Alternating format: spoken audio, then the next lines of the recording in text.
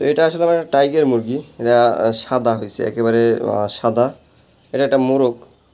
তো আজকে ওর সমস্যা যেটা হয়েছে সেটা হচ্ছে ওর এই যে পাকনার এই জায়গা থেকে এই দেখেন একেবারে ক্ষত করে ফেলাইছে। এই যে এই জায়গা থেকে ক্ষত করে ফেলাইছে, মানে ঠোকরা ঠুকরি করে। ওই জায়গায় হয়তো বা নতুন গজি উঠতেছিল বা পশম বেদ করে মনে হয় চামড়া দেখা যাইতেছিল, এই জন্য আসলে অন্য মুরগিগুলা ওই জায়গাটা ঠোকরাইয়া ওইরকম করে ফেলেছে। তো আজকে ওরে আলাদা করা হয়েছে একটা খাঁচার ভিতরে। এই জায়গায় একটু হলুদ লাগানোর চেষ্টা করতেছি।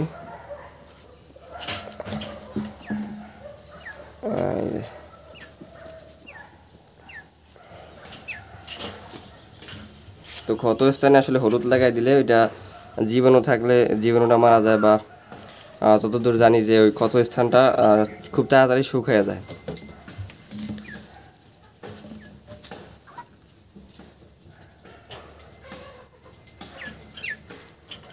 তো আসলে ঠোঁট না কাটার এটা ফল। আমি চাইছিলাম যে আমার মোরগগুলো যেহেতু বিক্রি করবো, তো মোরগগুলো বিক্রি করার পরে বাকি যে অল্প কিছু মুরগি থাকবে ওইগুলোর আমি ঠোঁট ছেঁকা দিয়ে দেবো। আসলে সমস্যা নেই, ওইটা মানে একটু চামড়াটা একটু করে ফেলাইছে।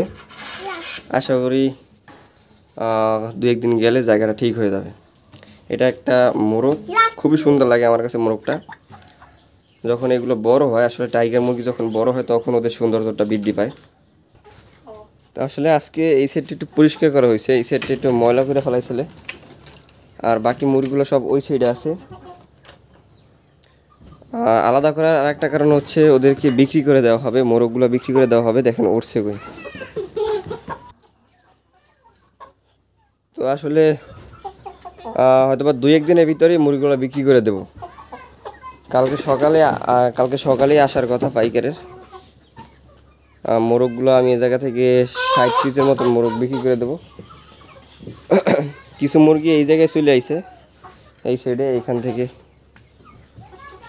তো বিক্রি করার পরে আসলে আমি যে মুরগিগুলো থাকবে বা অল্প কিছু মোরগ থাকবে ওইগুলো আমি ঠোঁট ছেঁকা দিয়ে দেবো বা ঠোঁট কাটে দেবো।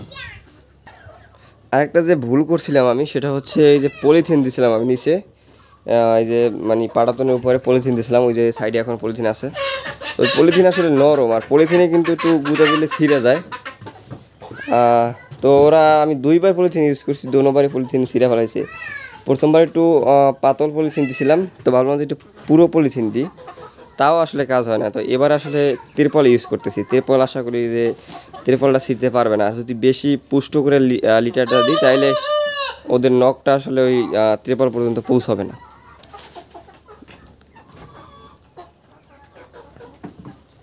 কি অবস্থা? এই পাশে তো খাবার নাই, তুমি এই পাশে এসে কী করবা? ওই পাশে নেমে যাও, বেশি বেতাল করবা, কালকে তোমাকে চালান দিয়ে দেবো। আর মুরগিগুলো আস্তে আস্তে দেখতে দেখতে আসলে বড় হয়ে গেছে অনেকটা, আর কালারটা অনেকটা সুন্দর হইতেছে আস্তে আস্তে। ভিডিও কোয়ালিটি একটু খারাপ হইতে পারে, কারণ সন্ধ্যার সময় আসলে ভিডিওটি করতেছি।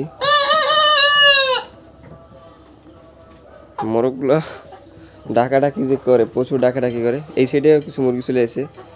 এই কালারের সবচেয়ে মোরগগুলো আমার কাছে বেশি ভালো লাগে, এই কালারের। ওই একটা মোরগ, ওই মোরগটা আমি রাখবো, ওইটা। আর এই কালারের কিছু মোরগ রাখবো। মোট 10-12টা মোরগ রাখলে হয়ে যাবে। যা ভিডিও করলাম না, তুই ডাকাডাকি কর, তোর জ্বালায় ভিডিও করা যায় না।